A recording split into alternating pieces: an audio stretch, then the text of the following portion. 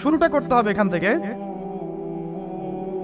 যে আজকে এশার নামাজ যখন হয়ে যাবে, এশার নামাজ এখানে হয় হয়তোবা 9টায় বা 9:15টায়, প্রত্যেকটা মসজিদে এভাবেই হচ্ছে। 9টায় হোক আর 9:15তেই হোক, আমরা এশার নামাজ জামাতে পড়ার চেষ্টা করবো ইনশাআল্লাহ তাআলা। জামাতে নামাজ পড়ার পরে বাসায় গিয়ে খাওয়া দাওয়া করেই ঘুমিয়ে পড়তে হবে। আজকে থেকে আমাদের ট্রেনিং শুরু, কিভাবে আমি আমার জীবনের পুরো বিষয়টাকে ইবাদত হিসেবে কাটাবো, এটা ট্রেনিং শুরু হবে এখান থেকে, এশার নামাজের পর থেকে।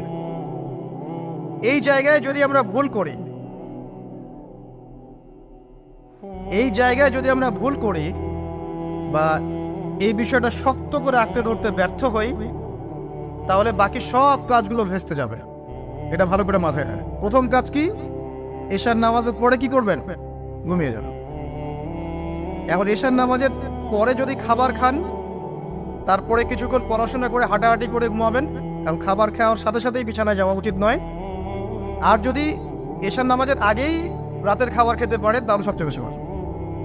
এইটাই সুন্নতসম্মত, এশার নামাজের আগেই রাতের খাবার খেয়ে ফেলা, মাগরিব থেকে এশার মধ্যেই রাতের খাবার খেয়ে ফেলা, তারপরে মসজিদে এসে নামাজ পড়ে বাসায় গিয়ে ঘুমানো, এটা সবচেয়ে বেস্ট। এখন ঘুমানোর আগে কি করবেন? ঘুমানোর আগে আপনি প্রথমত পড়বেন আয়াতুল কুরসি। আয়াতুল কুরসি কোনটা? আল্লাহু লা ইলাহা ইল্লা হুয়াল হাইয়ুল কাইয়্যুম লা তা'খুযুহু সিনাতুন ওয়া লা নাওম, এখান থেকে লাহু মা ফিস সামাওয়াতি ওয়া মা ফিল আরদি মান যাল্লাযী ইয়াশফা'ু ইনদাহু ইল্লা বিইذনিহি ইয়া'লামু মা বাইনা আইদিহিম ওয়া মা খালফাহুম ওয়া লা ইউহিতুনা বিশাইইন মিন ইলমিহি ইল্লা বিমা শা'a ওয়াসি'a কুরসিয়ুহু সামাওয়াতি ওয়াল আরদ ওয়া লা ইয়াউদুহু হিফযুহুমা ওয়া হুয়াল আলিয়্যুল আযীম। সূরা বাকারার আয়াত নাম্বার 255। সূরা বাকারার আয়াত নাম্বার 255 হচ্ছে আয়াতুল কুরসি। ঘুমানোর আগে আয়াতুল কুরসি পড়বেন বিছানায় গিয়ে। তারপরে সূরা বাকারার শেষের 3টা আয়াত পড়বেন। সূরা বাকারার শেষের 3টা আয়াত, লিল্লাহি মা ফিস সামাওয়াতি ওয়া মা ফিল আরদ, এখান থেকে শুরু করে ফানসুরনা আলাল কওমিল কাফিরিন পর্যন্ত এই শেষের 3টা আয়াত অবশ্যই পড়বেন। ঘুমানোর আগে যে ব্যক্তি আয়াতুল কুরসি পড়বে, আল্লাহর পক্ষ থেকে একজন ফেরেশতা তার কাছে থাকবে সারা রাত। এই ফেরেশতা ওই ব্যক্তিকে পাহারা দেবে ইনশাআল্লাহ, কোনো বিপদ আপদ তাকে স্পর্শ করবে না ইনশাআল্লাহ তাআলা। রাতের বেলা অনেক বিপদ হতে পারে, চুরি হতে পারে, ডাকাতি হতে পারে, তারপরে আপনার দুষ্ট জিন শয়তান উৎপাত করতে পারে, এছাড়া আপনার জাদুবিদ্যার কাজ হয় রাত্রেবেলা, মানুষ এগুলো করতে পারে, কুফরি কালাম করতে পারে, ক্ষতিকর প্রাণী আপনাকে কামড় দিতে পারে, অনেক কিছু হতে পারে। আপনি তো ঘুমের মধ্যে আছেন, আপনি জানেন না কি হচ্ছে। অতএব আয়াতুল কুরসি পড়বেন, ইনশাআল্লাহ আল্লাহ পাক আপনাকে হেফাজত করবে ইনশাআল্লাহ। আর সূরা বাকারার শেষের 3টা আয়াত কেন পড়বেন? কারণ নবী সাল্লাল্লাহু আলাইহি ওয়াসাল্লাম বলেছেন, রাতের বেলা সূরা বাকারার 3টা আয়াত যে ব্যক্তি পড়বে, সারা রাত যদি আপনি নফল নামাজ পড়তেন, যে নেকি হতো, এই 3 আয়াত পড়ার মাধ্যমে সেই নেকি হয়ে যাবে ইনশাআল্লাহ। ঠিক আছে? সারা রাত ধরে নফল নামাজ পড়া কি কষ্টকর না? এটা সবচেয়ে সহজ হচ্ছে আপনার সূরা বাকারার শেষের 3টা আয়াত পড়বেন, ঘুমিয়ে যাবেন ইনশাআল্লাহ, সারা রাতের নেকি আপনার আমলনামায় লেখা হবে। এইগুলো শুধু বললেই হবে না আর শুনলেই হবে না, আমল করতে হবে কবে থেকে? ইনশাআল্লাহ আজকে থেকে। আল্লাহ পাক সবাইকে আমল করার তৌফিক দান করুন, আমিন। এরপর কি করবেন? এরপর 3 কুল পড়বেন। কয় কুল? 3 কুল। কোনটাকে 3 কুল বলে? বিসমিল্লাহির রহমানির রহিম, কুল হুয়াল্লাহু আহাদ, এটা একটা। কুল আউযু বিরাব্বিল ফালাক, এটা একটা। কুল আউযু বিরাব্বিন নাস, এটা একটা। এই 3টা সূরা কার মুখস্থ নাই? এমন কেউ কি আছে যে এই 3টা সূরা মুখস্থ নাই? আছে? যদি থাকে তার গলায় দড়ি দেওয়া উচিত। যদি এমন কেউ থেকে থাকে মুসলিম সমাজে যার এই 3 কুল মুখস্থ নাই, তার গলায় দড়ি দেওয়া উচিত। লজ্জায় আত্মহত্যা করতে উৎসাহিত করছি না। ও যে পরীক্ষার রেজাল্ট খারাপ হলে আত্মহত্যা করে না, দেখেন না? তারও আগে তো তোমার লটকানো উচিত ছিল এই জন্য যে তুমি 3 কুলই পড়তে পারো না। মুসলিম সমাজে বড় হয়ে মুসলিম পরিবারে জন্মগ্রহণ করে 3 কুল যে পড়তে পারে না, তার কি দরকার আছে? বেঁচে থাকার কি? কোন মুখ নিয়ে আল্লাহর সামনে দাঁড়াবেন? কোন মুখ নিয়ে নবী সাল্লাল্লাহু আলাইহি ওয়াসাল্লামের সামনে যাবে? ইয়া রাসূলুল্লাহ, আপনার উপরে পুরো 30 পারা কোরআন নাযিল হয়েছিল, আমি 3 কুলই মুখস্থ করতে পারি নাই, আমার জন্য সুপারিশ করেন। এই কথা কোন মুখ নিয়ে বলতে যাবে?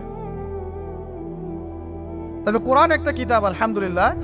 একজন হিরোইন খোরে দেখবেন সূরা ফাতিহা পড়তে পারে, তাই না? একজন হিরোইন খোরকেও দেখবেন সূরা ফাতিহা বলতে পারে। কোরআনের মুজিজা, সবার মনের মধ্যে আল্লাহ পাক কোরআন ঢুকিয়ে দিবে, তবে চেষ্টা থাকতে হবে না? চেষ্টা করতে হবে। বাচ্চাদেরকে শেখান, বাচ্চাদেরকে লাড়া লাপ্পা না শিখিয়ে বাচ্চাদেরকে ভালো কিছু শেখান। নাহলে এইসব সন্তানরা, এইসব যুবক যুবতীরা বড় হয়ে যে ফিল্ম স্টারদের পিছনে দৌড়াবে, পর্ন স্টারদের পিছনে দৌড়াবে। বিদেশ থেকে কোনো মেয়ে যদি বাংলাদেশে আসে নাচতে, এদেরকে দেখতে টিকিট কাটতে যাবে 12,000 15,000 টাকা দিয়ে। সুসন্তান মানুষ করে যান, কুলাঙ্গার প্রজন্ম জন্ম দিয়ে কি দরকার? এর চেয়ে বাচ্চা নেওয়ারই দরকার নাই। যদি বাচ্চা কাছে এভাবেই মানুষ করবেন তাহলে নেওয়ারই দরকার নাই ভাই।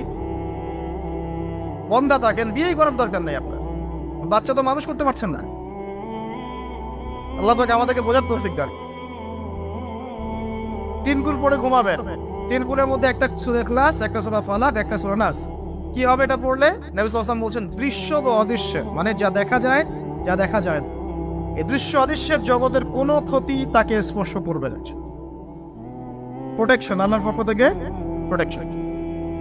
আর এটা যখন রাতে পড়বেন তখন এভাবে পড়বেন, একবার সূরা ইখলাস, কুল হুয়াল্লাহু আহাদ, তারপর সূরা ফালাক, কুল আউযু বিরাব্বিল ফালাক, তারপর সূরা নাস, কুল আউযু বিরাব্বিন নাস করে 2 হাত একত্রিত করে ফু দিবেন। দিয়ে মাথা থেকে নিয়ে এভাবে, পুরো মাথা থেকে নিয়ে পুরো বডি এভাবে মাসাহ করবেন, এভাবে। ঠিক আছে? এটা 3 বার পড়বেন, একবার না। একবার পড়বেন, আরেকবার 3 বার। এরপরে পড়বেন সূরা কাফিরুন। কোন সূরা? কুল ইয়া আইয়ুহাল কাফিরুন লা আ'বুদু মা তা'বুদ। এই সূরাটা পড়বেন লাকুম দীনুকুম ওয়ালিয়া দীন পর্যন্ত। কি হবে? আল্লাহর রাসূল সাল্লাল্লাহু আলাইহি ওয়াসাল্লাম বলেন যে রাতের বেলা ঘুমানোর আগে কেউ যদি সূরা কাফিরুন তেলাওয়াত করে ঘুমিয়ে যায়, আল্লাহ পাক ওই ব্যক্তিকে শিরকের পাপ থেকে মুক্ত রাখবেন ইনশাআল্লাহ। আমি অনেক লেকচারে বলেছি, আবার বলছি যে যত মানুষ জাহান্নামে যাবে, হাজারে যে 999 জন মানুষই জাহান্নামে যাবে, তাদের আমলনামার মূল পাপটা হচ্ছে শিরক।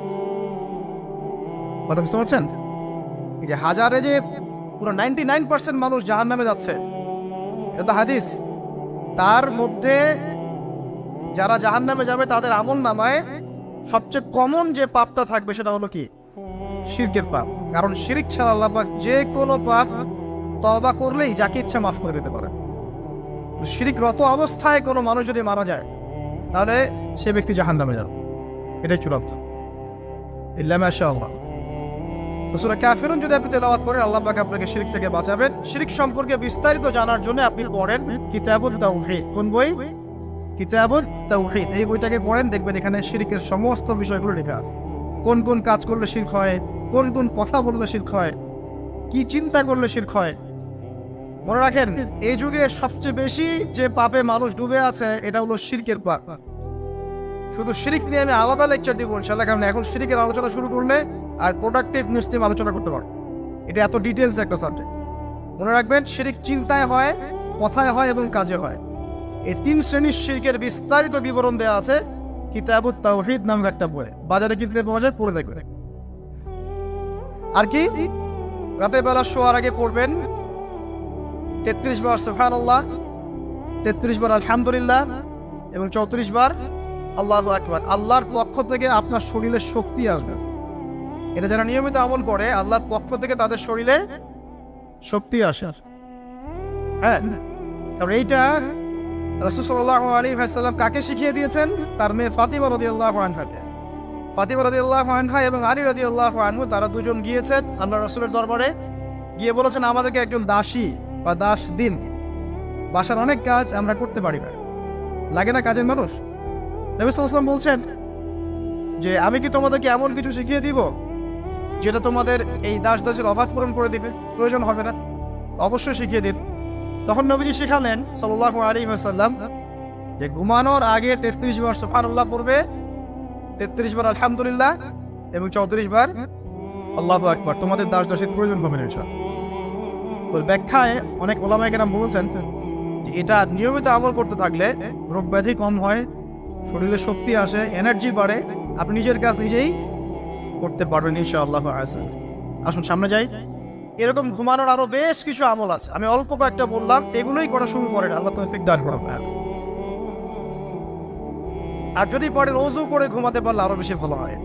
এবার আপনি ঘুমাচ্ছেন ডান কাত হয়ে, কি পড়বেন এই সময়? আল্লাহুম্মা বিসমিকা আমুতু ওয়া আহইয়া, আলহামদুলিল্লাহ, দোয়া সবার মুখস্থ আছে।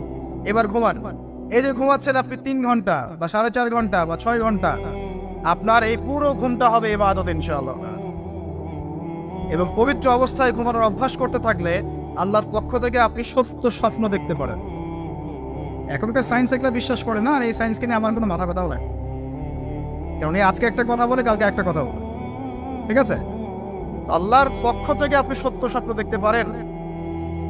ইউসুফ আলাইহিস সালাম জেলখানায় বন্দী, সূরা ইউসুফ পড়ে দেখেন, তখন কয়েদিদের মধ্যে 2 জন স্বপ্ন দেখেছে। একজন স্বপ্ন দেখছে তার মাথার উপরে রুটি, উপর থেকে পাখি এটা ঠোকরে কি করছে, খেয়ে নিয়ে চলে যাচ্ছে। আর একজন স্বপ্ন দেখেছে যে সে শরাব পান করাচ্ছে একজনকে, আছে না সূরা ইউসুফে? তো ইউসুফ আলাইহিস সালাম বললেন যে যার মাথা থেকে পাখি ঠোকরে খেয়ে নিচ্ছে খাবার, তাকে সুদণ্ড দেওয়া হবে, আর যে শরাব পান করাচ্ছে সে অতি শীঘ্রই মুক্ত হয়ে যাবে, জেল থেকে ছাড়া পেয়ে যাবে। কয়দিন পর তাই হয়। এই যে স্বপ্ন যারা দেখেছে এরা কি মুসলিম? এই স্বপ্ন যারা দেখেছে এরা কিন্তু মুসলিম না। ইউসুফ আলাইহিস সালাম মুসলিম, তিনি আল্লাহর নবী, তিনি স্বপ্নের ব্যাখ্যা করছেন, কিন্তু এখানে একজন অমুসলিমের স্বপ্ন সত্য হয়েছে। একজন অমুসলিমকে আল্লাহ পাক স্বপ্ন দেখাতে পারেন, দলিল আছে কোরআনে।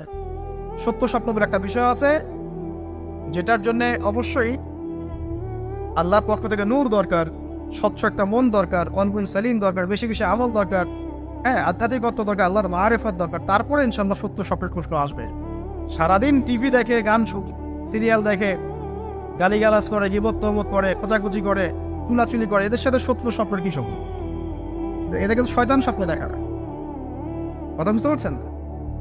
ফজরের নামাজের পরে নবী সাল্লাল্লাহু আলাইহি ওয়াসাল্লাম বসে থাকতেন, সাহাবীরা তাকে বলতেন কে কোন স্বপ্ন দেখেছেন, তিনি বলতেন, এবং তিনি স্বপ্নের ব্যাখ্যা ইন্টারপ্রিটেশন করতেন যে এটা এটা এটা এমন এটা এমন। এমনকি এই যে আপনার উহুদের যুদ্ধের আগের রাতে অনেক সাহাবী স্বপ্ন দেখেছেন, এবং পরের দিন দেখবেন উহুদের দিনে অনেক সাহাবী শহীদ হয়েছে। তো যাই হোক, ওইদিকে আমি যাচ্ছি না। তো এই যে ঘুমটা আপনি ঘুমাচ্ছেন, ইনশাআল্লাহ আপনার ঘুমটা কি হচ্ছে? ইবাদত হচ্ছে না? আলহামদুলিল্লাহ, আলেম যারা তাদের ঘুমও ইবাদত। যারা যে মুসলিম, মুমিন, মুত্তাকি, আলেম, তাদের ঘুমগুলো কি ইবাদত। এখন ঘুমান শেষ, ঘুমের মধ্যে যদি দুঃস্বপ্ন দেখেন তাহলে আপনি বাম দিকে 3 বার থুতু ফেলবেন, ফেলে আউযু বিল্লাহি মিনাশ শাইতানির রাজিম পড়বেন, পরে পাশ পরিবর্তন করে আবার ঘুমাবেন। এটা হয় না ঘুমের মধ্যে অনেক সময়? অনেকে বোবা ধরে, শ্বাস নিতে পারে না। এগুলো এই জন্যই হয় কারণ তারা ঘুমানোর আগের জিকির আজকারগুলো করে না। নিয়মিত করলে এগুলো সমস্যা ইনশাআল্লাহ হবে না। আপনি নিজের ভালো নিজেই বোঝেন, হুজুরের কাছে দৌড়ানোর দরকার নাই এত বেশি। নিজের বাচ্চাকে এত দৌড়ানো, এই কবিরাজ ওই কবিরাজ, ওইখানে তাবিজ, এত দরকার নাই তো। নিজের আমল নিজে করেন, দেখবেন আপনি আল্লাহ পাকের পক্ষ থেকে নিরাপত্তার মধ্যে আছেন ইনশাআল্লাহ। আল্লাহ তৌফিক দান করুন। এরপরে ঘুম থেকে উঠলেন, চেষ্টা করবো আমরা ঘুম থেকে ওঠার কয়টার সময়? 5টায় যদি ফজরের নামাজ হয় বা 4:30টায় যদি ফজরের নামাজ হয়, মিনিমাম 4টায় উঠতে হবে। কয়টায়? 4টায়। এই জন্য যদি অ্যালার্ম দেন ঘড়িতে, অ্যালার্ম দিবেন প্রত্যেক 1.5 ঘন্টা পর পর। মনে করেন যে আপনি 1.5 ঘন্টা ঘুমোতে যাচ্ছেন, তাহলে 1.5 ঘন্টা পরে অ্যালার্ম সেট করবেন, অথবা 3 ঘন্টা পর, অথবা 4.5 ঘন্টা, অথবা 6 ঘন্টা, মানে 1.5 ঘন্টার গণিতক দিয়ে আপনি অ্যালার্ম সেট করবেন, দেখবেন উঠতে পারবেন খুবই ইজিলি। এতে 1.5 ঘন্টায় আপনার ঘুমের সার্কেলটা পূর্ণ হয়। এটা ঘুমের সার্কেল পূর্ণ হতে আমাদের মাথায় তো রেস্টের দরকার আছে, এটা পূর্ণ হতে 1.5 ঘন্টার মতো সময় লেগে যায়। তো এটা একটা ট্রিক বললাম আপনাদেরকে, আপনি করতে পারেন, উপকৃত হবেন ইনশাআল্লাহ। তো ফজরের নামাজের মিনিমাম আধা ঘন্টা আগে আমাদেরকে ওঠার অভ্যাস করতে হবে। এই যে ঘুমটা ভাঙলো, ভাঙার সাথে সাথে কি করবো? ভাঙার সাথে সাথে আল্লাহ শুকরিয়া, আলহামদুলিল্লাহিল্লাযী আহইয়ানা বা'দা মা আমাতানা ওয়া ইলাইহিন নুশুর। বাস, এই যে ইবাদত হয়ে গেল। এবার আপনি আরেকটা দোয়া পড়বেন, শিখে নেন। আপনি পড়বেন লা ইলাহা ইল্লাল্লাহ ওয়াহদাহু লা শারীকা লাহু লাহুল মুলকু ওয়া লাহুল হামদ ওয়া হুয়া আলা কুল্লি শাইইন কাদির সুবহানাল্লাহ আলহামদুলিল্লাহ ওয়া লা ইলাহা ইল্লাল্লাহ ওয়াল্লাহু আকবার লা হাওলা ওয়া লা কুওয়াতা ইল্লা বিল্লাহ আল্লাহুম্মা ইগফির। এটা পড়ার পরে হাত তুলে দোয়া করেন, যা দোয়া করবেন তাই পাবেন ইনশাআল্লাহ। এটা জানতেন না? তো এই দোয়াটা হচ্ছে দোয়া কবুলের অস্ত্র। ঘুম থেকে ওঠার পর যদি এই দোয়াটা করে দোয়া করেন, ইনশাআল্লাহ দোয়া কবুল হয়ে যাবে ইনশাআল্লাহ। আমাদের জীবনে চাওয়া পাওয়ার কি অভাব আছে? প্রচুর চাওয়া পাওয়ার। বৈধ চাওয়া পাওয়াগুলোকে পাওয়ার জন্য আল্লাহর সাথে সম্পর্ক করতে হয়। আর আল্লাহ পাকের সাথে সম্পর্কে কিছু ওসিলা মাধ্যম লাগে। এই দোয়াগুলো হলো মাধ্যম, আমলগুলো হচ্ছে মাধ্যম। তো আল্লাহ পাক যেমনটা বলেছেন, ফাযকুরুনি আযকুরকুম ওয়াশকুরুলি ওয়ালা তাকফুরুন, তোমরা আমাকে স্মরণ করো আমিও তোমাদেরকে স্মরণ করব। আল্লাহ পাক তো এভাবে বলেছেন, যখন একজন মানুষ মনে মনে আমাকে ডাকে আমিও মনে মনে ওকে স্মরণ করি। মনে করেন আপনি মনে মনে আল্লাহকে বলছেন, আল্লাহ আমি অসুস্থ, আমাকে শেফা দাও, বা আমার রিজিকের টেনশন আছে, আমার রিজিকের টেনশন দূর করে দাও, আল্লাহ আমাকে হেফাজত করে, আল্লাহ আমাকে দিনের জ্ঞান দাও, তোমার আনুগত্য করার তৌফিক দাও। যে মনে মনে আপনি আল্লাহকে ডাকছেন, নিঃসন্দেহে ওই মুহূর্তে আল্লাহ পাক আপনাকে স্মরণ করছে। সাত আসমান ভেদ করে আরশের উপর থেকে আল্লাহ পাক আপনাকে স্মরণ করছেন। আল্লাহ পাক বলছেন, যখন একজন মানুষ জনসমক্ষে আল্লাহকে স্মরণ করে, যেমন আমরা এখন করছি, জনসমক্ষে সবার সামনে আল্লাহর কথা আলোচনা করছি, আল্লাহ পাক বলছেন আমিও তখন এর চেয়ে অনেক উত্তম জনসমাবেশে ওই বান্দাদের কথা স্মরণ করি। এই মুহূর্তে আল্লাহ পাক আমাদের কথা স্মরণ করছেন। আমাদের কোনো ফিলিংস আছে? আল্লাহ আমাদের কথা স্মরণ করছেন, ওই যে যুবক ছেলে বসে বসে ফোন কিনছে, কোন ফিলিংস আছে? মানে মনস্তাত্ত্বিক ভাবে অন্তরে যখন নূর থাকে না, পাপ করতে করতে যখন অন্তরটা কলুষিত হয়ে যায়, কোনো ফিলিংস কাজ করে। খুন করবে, কোনো ফিলিংস নাই। সুদ খাচ্ছে, কোনো ফিলিংস নাই। জেনা করছে ডেইলি, কোনো ফিলিংস নাই। দেখবেন ঘুষ নিচ্ছে, দুর্নীতি করছে, মানুষের সম্পদ আত্মসাৎ করছে, যারা পরিমাণ ফিলিংসও নাই আমি একটা পাপ করছি। কখন এরকম হয় জানেন? যখন এক কথায় যখন মানুষ পাপ করতে করতে করতে করতে, এই যে কলব বলে একটা কথা আছে, এই কলবের উপরে কালো কুৎসিত একটা মরিচা পড়ে যায়, তখন আর ফিলিংস কাজ করে। তো ফিলিংস কাজ করানোর বুদ্ধি কি? দুইটা বুদ্ধি আছে। এক, বেশি বেশি কোরআন তেলাওয়াত করা, তাহলে অন্তরের মরিচা দূর হয়ে যাবে ইনশাআল্লাহ। আর দুই হচ্ছে বেশি বেশি মৃত্যুর কথা স্মরণ কর, মনের মধ্যে যে কালিমাগুলো আছে আস্তে আস্তে দূর হবে ইনশাআল্লাহ। মৃত্যুর কথা কে স্মরণ করে? এখন মানুষের চলাফেরা করে এমন ভাবে যে কোনোদিন মরবেই না। কে স্মরণ করে? যে টেবিলের তল দিয়ে ঘুষ নিচ্ছে ও স্মরণ করে মৃত্যুর কথা। যে মেয়েটা বোরখা পরে যে ডেটিং করে বেড়াচ্ছে, জেনা করে বেড়াচ্ছে, ও কি মৃত্যুর কথা স্মরণ করে? যে ছেলেটা এখনকার যুব সমাজের বেশিরভাগই মাদকের সাথে সম্পৃক্ত, গার্লফ্রেন্ড বয়ফ্রেন্ড অ্যাফেয়ার্সে আছে, হ্যাঁ, টিকটক প্রজন্ম, আড্ডাবাজি করে সময় কাটায়, গুন্ডামি করে, মাস্তানি করে, এর হয়তো কোনো ফিকির আছে? একজনকে বড় দায়িত্ব দেওয়া হয়েছে, সবার সম্পদ লুটপাট করে খাচ্ছে, এর মৌতের ফিকির আছে নাকি? এর মধ্যে ফেরাউনি চেতনা এসেছে, আনা রব্বুকুমুল আ'লা, আমি মহান রব, আমি তোমাদের মহান রব। ওদের মধ্যে ওই চেতনা কাজ করছে যে সূরা মুমিনুনে যেটা বলা আছে, যে আমরা এখানেই জন্ম নেই, এখানেই মারা যাই, আমরা পুনরুত্থিত হব। ইন হিয়া ইল্লা হায়াতুনা দুনিয়া নামুতু ওয়া নাহইয়া ওয়া মা নাহনু বিমাবউসিন। আমরা এই দুনিয়াতেই বাঁচি, দুনিয়াতেই মরি, আমাদের কোনো পুনরুত্থানের কিছু নাই। এদের চেতনা এমন। কে ফিকির করে মত?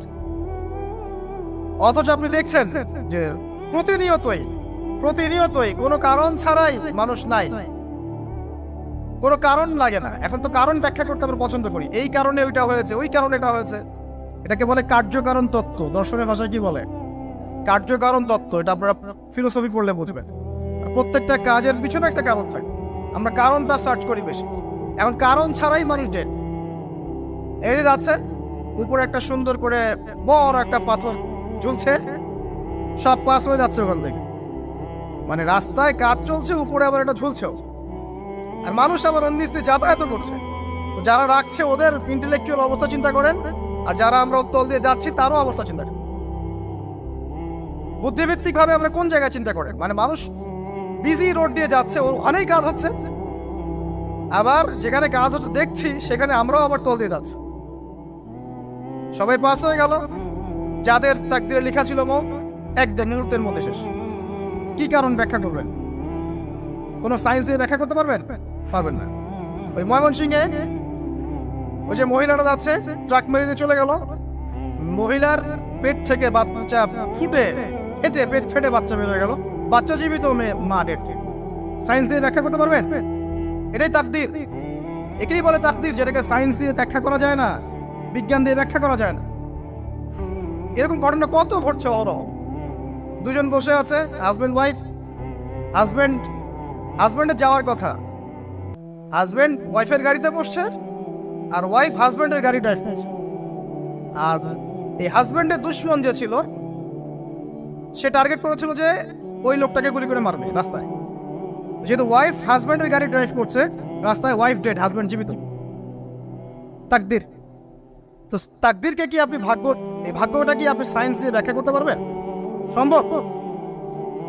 অহরহ এরকম মৌতের ঘটনা ঘটছে। তারপরেও দেখবেন যুবকদের এই বিলাসিতা, এই মানে আড্ডাবাজি, মেয়েদের পিছনে ঘোরা, এই যে মাদক সেবন করা, টিকটক করা, বুদ্ধি প্রতিবন্ধী প্রজন্মের মতো, এগুলো থামছে না। কোনো শিক্ষাই তারা নিতে যাচ্ছে। এই বয়স হয়ে গেছে, অনেক বয়স, দেখবেন ওই যে চায়ের দোকানে বসে ক্যারাম খেলছে।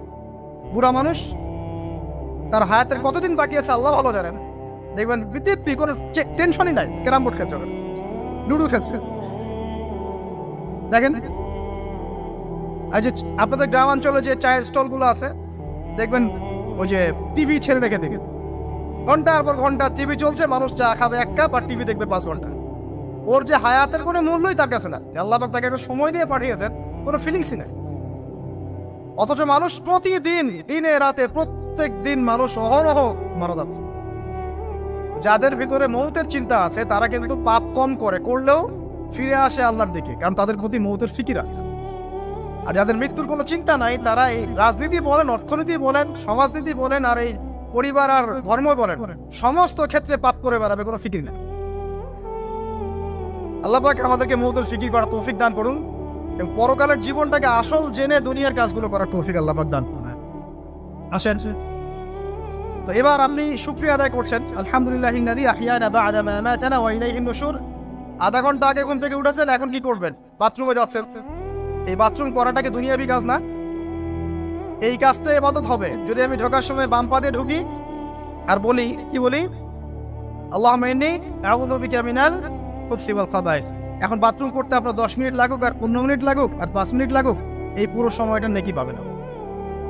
সুবহানাল্লাহ। আর কি চাই? বের হবো, এখন বের হওয়ার সময় কি বলবো? উফরানাক, নেকি পাচ্ছে। একটা দোয়া আছে, আলহামদুলিল্লাহিল্লাযী আযহাবা আনিল আযান ওয়া আফানি। এবার আপনি ওযু করবেন। ওযুটা ধীরে স্থির ভাবে করবেন, তাড়াহুড়া করবেন না। ওযুর প্রত্যেকটা অঙ্গ প্রত্যঙ্গ 3 বার করে ধোয়ার চেষ্টা করবেন। শুধু মাথা মাসে হবে কয়বার? ওযু করার পরে আপনি হাত তুলে আল্লাহর কাছে দোয়া করুন। ওই সময়টা কখন? রাত 4টা থেকে 4:30 বাজে, তাই না? তার মানে আল্লাহ রাব্বুল আলামিন এখন প্রথম আসমানে আছেন। কিভাবে আল্লাহ পাক আছেন সেটা আল্লাহর উপর ছেড়ে দেন। আমাদের এটা নিয়ে ব্যাখ্যা করার দরকার নাই, চিন্তাও করার দরকার। আল্লাহ পাক বলেছেন আমি নেমে আসি, বাস নেমে আসি। এত বেশি বুদ্ধিজীবী হওয়ার দরকার নেই। খুব বেশি বুদ্ধিজীবী হয়ে গেলে আমার মানুষ খেয়ে হারিয়ে ফেলে। অত দরকার নাই, শুনেছি মেনেছি, বাস যথেষ্ট। আল্লাহ পাক নেমে আসেন, কি বলেন? আল্লাহ বলেন যে কেউ কি আছো আমার কাছে কিছু চাইবে, আমি দিব। কেউ কি আছো যে আমাকে ডাকবে, আমি তোমার ডাকে সাড়া দেব? কেউ কি আছো আমার কাছে কোনো কিছু দোয়া করবে? হ্যাঁ, হাজত আছে, আমি পূরণ করে দেব। এভাবে আল্লাহ পাক ফজর পর্যন্ত বলতেই থাকেন। বলেন তো আমাদের কোনো ফিকির আছে? আমরা সবাই ঘুমাই কয়টায়? হয় 1টায়, না 2টায়, না 3টায়, ম্যাক্সিমাম এখনকার। আমি যে বিষয়টা নিয়ে কথা বলছি এটা খুবই কঠিন। 9টা থেকে 10টার মধ্যে বা 11টার মধ্যে ঘুমাতে হবে, এটা খুবই কঠিন বিষয় এখনকার জেনারেশনের কাজ। এর জন্য প্রথম যে কাজটা সেটা হলো রাত্রেবেলা স্মার্টফোন আর চালানো যাবে। এসার নামাজ শেষ, ফোন একদম ডয়ারে লক করে রাখবে। কিচ্ছু করার নাই। এটা না করতে পারলে আপনি ঘুমাতে পারবেনই না। এবং এরপর দিনে আসছি, তখন বলছি দিনে কিছু কাজ আছে। দিনের কাজগুলো যদি আবার ঠিকঠাক মতো করি তাহলে রাতে তাড়াতাড়ি ঘুম আসবে ইনশাআল্লাহ। যদি না করি তাহলে ঘুম আসবে না। তো শেষ রাতে আল্লাহ পাক আসমানে নেমে আসেন, প্রথম আসমানে, এবং এই আহ্বান করতে থাকেন। তাই ওই সময় ওযু করার পরেই আপনি হাত তুলে আল্লাহর কাছে দোয়া করা শুরু করেন। আপনার যত চাওয়া পাওয়া আছে আল্লাহর কাছে ঢেলে দেন, ইনশাআল্লাহ আল্লাহ রাব্বুল আলামিন আপনাকে খালি হাতে ফেরাবেন না ইনশাআল্লাহ।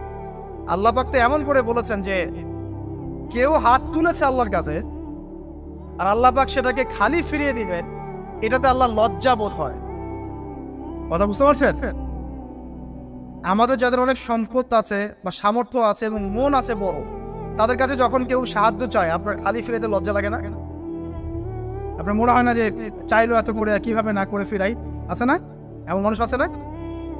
আসলে দান সৎকা করার জন্য সম্পদ লাগে না, দান সৎকা করার জন্য মন লাগে। কি লাগে? মন লাগে। দেখবেন অনেক কোটি আল্লাহ আছে মানুষ দান সৎকার করতে পারে না, জাকাতই তো দেয় না, দান সৎকার করবে কি? বাংলাদেশে যত কোটিপতিগুলো আছে সবার থেকে জাকাত নেওয়া শুরু করলে এদেশে কোনো দারিদ্রতা বলে কিছু থাকবে না, ইনশাআল্লাহ থাকবেই না, এটাই বাস্তব। কে উদ্ধার করবে সেই টাকা? ইমাম মাহাদি আসলে করবে ইনশাআল্লাহ, ঈসা ইবনে মারিয়াম আসলে করবে ইনশাআল্লাহ। তখন কে জাকাত না দিয়ে পার পায় তাই দেখা যাবে। একটা ব্যক্তি পাওয়া যাবে না জাকাত না দিয়ে পার পায়। অবশ্য তখন এমন একটা যুগ আসবে যে মানুষ জাকাতের টাকা নিয়ে ঘুরবে, কিন্তু নেওয়ার মতো মানুষ নাই, সবাই সচ্ছল। আল্লাহ পাক সেই সুদিন ফিরে আনুক, আমিন। এটা বলছিলাম যে সৎকার করার জন্য মন লাগে, আবার টাকা লাগে না। এখন আসেন, কেউ যদি আমাদের কাছে এভাবে চায় আমরা খালি ফিরাতে লজ্জা বোধ করি। আল্লাহ পাক বলছেন যে আমার কাছে যখন বান্দা কিছু চায় তার হাতটাকে আমি খালি ফিরাই দেবো, এটাতে আমি লজ্জা বোধ। দোয়া করলে কয়েকটা বিষয় একটা হবেই, হয় আপনি সাথে সাথে সেটা পাবেন, না হলে একটু দেরিতে পাবেন, না হলে আল্লাহ পাক সেটা জমা করে রাখবেন পরকালের জন্য।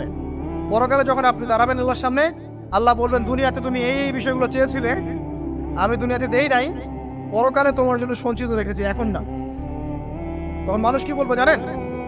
আমরা বলবো যে আল্লাহ দুনিয়াতে কিছুই যদি না পাইতাম, আজকেই সব দিত, তাহলে বেশি বেশি দোয়া করার অভ্যাস তৈরি করেন, বেশি বেশি দোয়া করেন। দোয়াই ইবাদত, আর দোয়া বলে ইবাদত, দোয়াই ইবাদত। দোয়া করতে থাকেন, ইনশাআল্লাহ দেখবেন আল্লাহর সাথে আপনার সম্পর্ক গাঢ় হবে। যার সাথে আল্লাহর সম্পর্ক যত বেশি গাঢ় হবে, ইনশাআল্লাহ সে তত বেশি পরকালের বাসিন্দা হবে, দুনিয়ার বাসিন্দা হবে।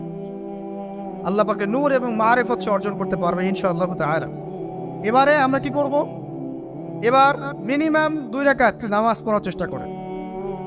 রাতের সালাত 2 রাকাত করে আপনি 2, 4, 6, 8, 10, 12, 20 পড়তেই থাকতে পারেন, কোনো সমস্যা নেই। কিন্তু মিনিমাম 2 রাকাত নামাজ তাহাজ্জুদ আপনি পড়ার চেষ্টা করুন। পড়া যাবে না? আর নামাজটাকে তাড়াহুড়া করবেন না, কাইন্ডলি আল্লাহর ওয়াস্তে তাড়াহুড়া করেন।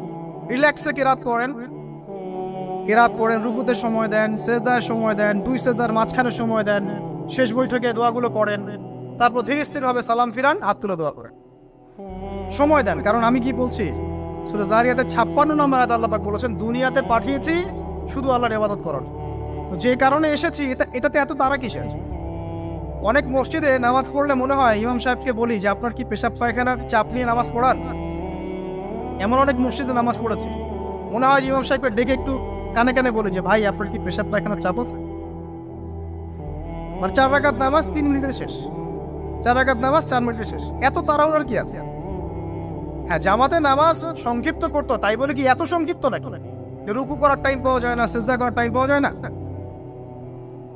নামাজে ধীর স্থিরতা এবং খুশুটা খুব ইম্পর্টেন্ট। নামাজে কোথায় হাত বাঁধলেন এটা নিয়ে তর্ক না করে, নামাজের একাগ্রতা মনোযোগ কতটুকু আসছে এটা নিয়ে তর্ক করেন।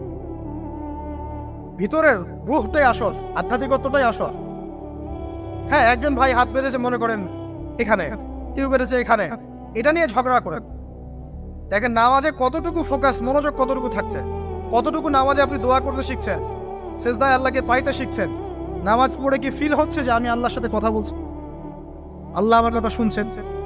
আমরা তো মেকানিক্যাল নামাজ অভ্যস্ত এখন, মানে দুনিয়ার কাজের চাপ এত বেশি, জাস্ট মসজিদে যাবো, ঢুকবো, বেরো, চলে আসবো, হাজিরা দিতে আসছে মনে হয়, সিগনেচার করবো, চলে যাবো। আপনার এমন এত তারা কিসের ভাই? ওমা খালাকতুল জিন্না ওয়াল ইনসা ইল্লা লিয়াবুদুন, শুধু ইবাদত করার জন্যই সৃষ্টি করেছে তোমাদেরকে। তো মসজিদে তো তাড়াহুড়া কেন? রিল্যাক্স থাকেন, মসজিদে রিল্যাক্সে নামাজ পড়েন, সময় নেন। ফজরের নামাজ পড়ার আগে আপনি বাসা থেকে 2 রাকাত সুন্নত পড়ে আসতে পারেন, এটা আরেকটা ভালো আমল। কারণ নবী সাল্লাল্লাহু আলাইহি ওয়াসাল্লাম সুন্নত নামাজগুলো কি করতেন? বাসায়। এতে বাসার মধ্যে বরকত হবে, শয়তান দূর হয়ে যাবে। এই যে তাহাজ্জুদ আপনি 2, 4, 8, 10 যত পারেন পড়েন, মিনিমাম 2 রাকাত পড়েন, স্থিরভাবে পড়েন। নামাজ শেষ করে আবার আল্লাহর কাছে দোয়া করেন, দেখবেন যে ইনশাআল্লাহ আপনার দোয়া কবুল হবে। আর দোয়া যে কবুল হয় এটা আপনি নিজেই বুঝতে পারবেন, নিজেই বুঝবেন, কারো কাছে যাওয়া লাগবে না। এবার ফজরের সালাতের সময় হয়ে গেল, আজান হচ্ছে, আজানের জবাব দিব, দিয়ে ব্যাস হেঁটে হেঁটে মসজিদ, প্রত্যেক পদক্ষেপ হেঁটে যাব আর দোয়া করব। কি দোয়া করব? যে আল্লাহ আমাকে নূর দান করুন, কি দান করুন? আল্লাহুম্মা ইজআল ফি কলবি নূরা ওয়া ফি লিসানি নূরা ওয়া ফি সামঈ নূরা ওয়া ফি বাসরি নূরা ওয়া আন ইয়ামিনি নূরান ওয়া আন শিমালি নূরান ওয়া মিন ফাওকি নূরা ওয়া মিন তাহতি নূরা। আল্লাহুম্মা ইজআল ফি নাফসি নূরা মানে এর অর্থ হচ্ছে আল্লাহ আপনি আমার ডানে বামে সামনে পিছনে শরীরে আত্মায় দেহে সবখানে আল্লাহ আপনার নূর দান করেন। নূর কেন? কারণ দুনিয়ার মধ্যে অনেক অন্ধকার, অন্ধকার না, সব জাহিলিয়াতে অন্ধকার। এখানে পথ চলতে হলে নূর লাগবে, আলো লাগবে। এটা কে দিবে? আল্লাহ দিবে। কবর বড় অন্ধকার, ওখানে থাকতে হলে ভালোভাবে কি লাগবে? আলো লাগবে। হাসরের মাঠ অন্ধকার, ওখানে ভালোভাবে থাকতে হলে কি লাগবে? আলো লাগবে। এই জন্য নামাজে যাওয়ার সময় অন্ধকার সময় এই দোয়াগুলো করতে হয়। আর তার আগে একটা কথা বলতে ভুলে গেছি, বাসা থেকে যে বের হচ্ছেন তখন কি পড়বেন? কি পড়বেন? বিসমিল্লাহি তাওয়াক্কালতু আলাল্লাহ ওয়ালা হাওলা ওয়ালা কুওয়াতা ইল্লা বিল্লাহ। এটা পড়ে বের হলে শয়তান দূরে চলে যাবে, ফেরেশতা আপনার কাছে চলে আসবে। এবার নামাজে আসলাম, জামাতের সাথে নামাজ পড়বেন, ফজরের নামাজ, এবং ফজরের সালাতের কিরাতটা লম্বা করার চেষ্টা করুন। এটা সুন্নাত, ফজরের সালাতের কিরাত লম্বা করা সুন্নাত। এবং নামাজ শেষ হওয়ার সাথে সাথেই উঠেও চলে যাবেন না। নামাজ শেষ, এবার আপনি ওখানে বসে থাকবেন, বসে বসে জিকির আজকারগুলো করবেন। কি কি জিকির করবেন আমি কয়েকটা আপনাদেরকে শিখিয়ে দিচ্ছি, বাকিগুলো আপনারা কিতাব থেকে শিখে নেবেন।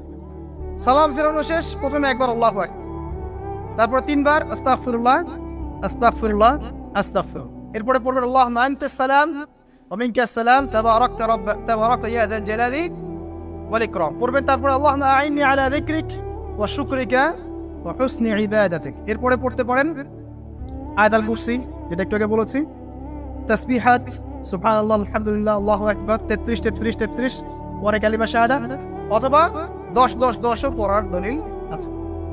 এরপরে পড়বেন সুবহানাল্লাহি ওয়া বিহামদিহি আদাদা খালকিহি ওয়া রিদা নাফসিহি ওয়া জিনাতা আরশিহি ওয়া মিদাদা কালিমাতিহি 3 বার, এটা 3 বার।